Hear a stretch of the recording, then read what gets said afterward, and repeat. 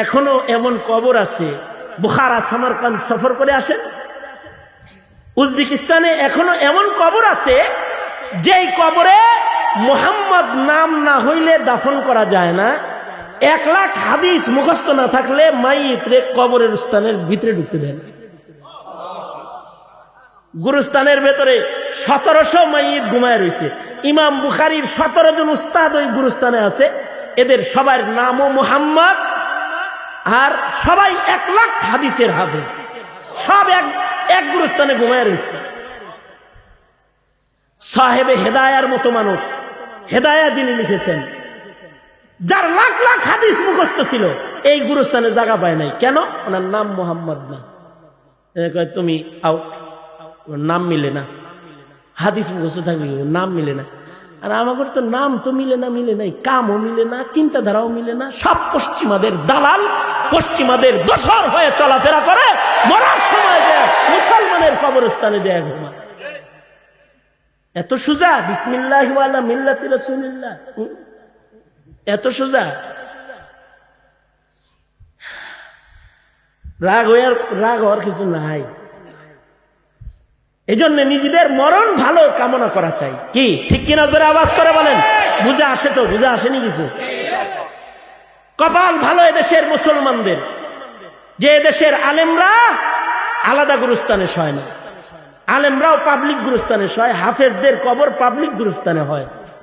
আশা করা যায় একজন জামাইয়ের কারণে যেমন 500 বরযাত্রী ভালো রান, আন্ডা, মাছ, খান্ডা খায়, একটা হাফেজের কবর, একজন আলেমের কবর কবরস্থানে হওয়ার কারণে হতে পারে আল্লাহ তাআলা বাকিদের কবরে আযাব আল্লাহ তাআলা মাফ করে দিবে। যেই মোল্লার কারণে কবরে আগুন থেকে বাঁচবা, ওই মোল্লারে খালি জেলে বানায় ধরে ধরে।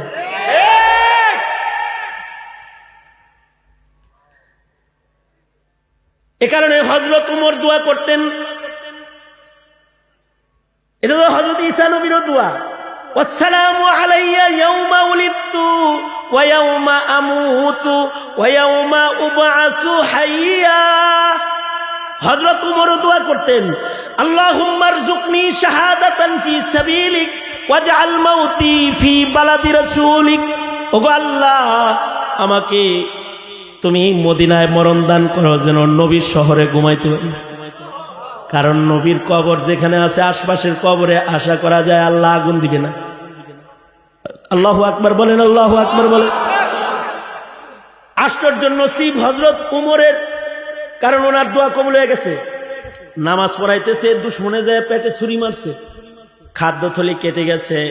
হযরত উমরকে হাকিম যখন বলছে এই আঘাতে আপনার মৃত্যু হয়ে যাবে, হযরত উমর কয় আলহামদুলিল্লাহ, কারণ আমার দোনো দোয়া কবুল হইছে।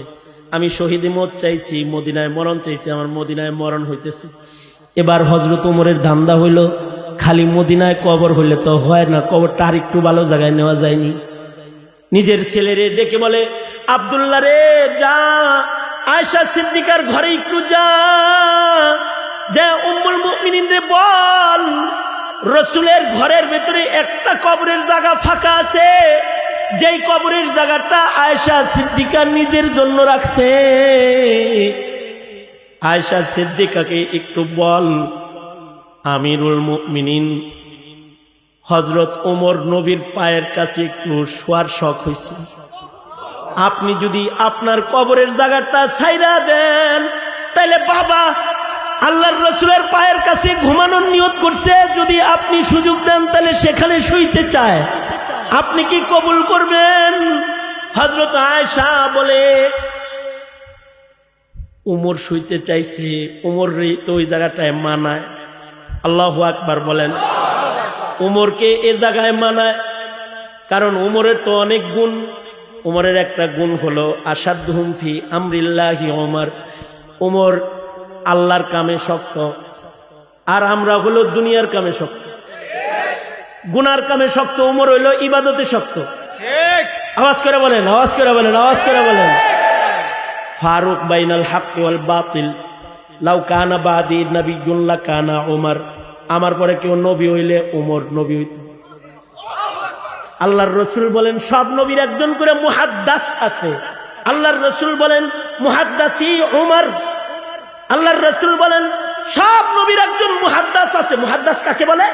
মুহাদ্দাস বলা হয় আল্লাহ তাআলা নিজের কথা বান্দার, যে বান্দার কলবের ভিতরে ছাড়ে ওই বান্দাকে মুহাদ্দাস বলে।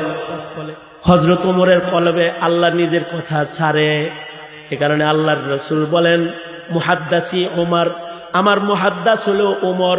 এ কারণেই ওমর যা চাইছে ওই রকম কোরআনের আয়াত নাজিল হয়েছে 21 জায়গায়। 21 জায়গায়। একটা হলো মুহাদ্দিস, যিনি হাদিস পড়ায়, হাদিস বর্ণনা করে, আর একটা হলো মুহাদ্দাস, যে আল্লাহর কথা কলবে আসে, আল্লাহর কথা মুখে বলে। আল্লাহু আকবার জোরে করে বলে। এই রকম মানুষ হলো হযরত ওমর।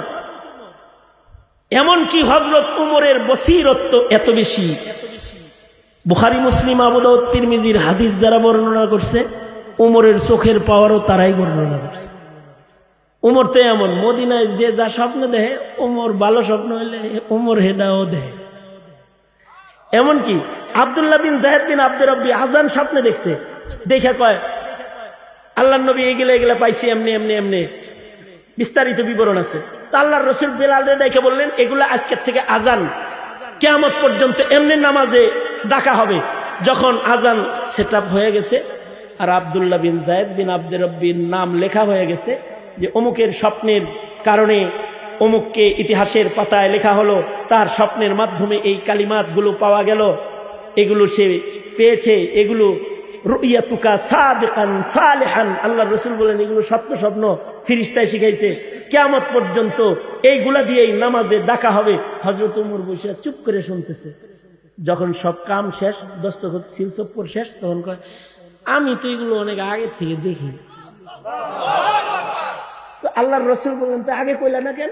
কয় আমি যদি আগে বলি তাহলে আমার এই ভাইয়ের নামটা ইতিহাসের পাতায় কেবল উঠবার লাগছে, আমি বললে তো হের নাম কাটা পড়বো, আমার নাম উঠবো।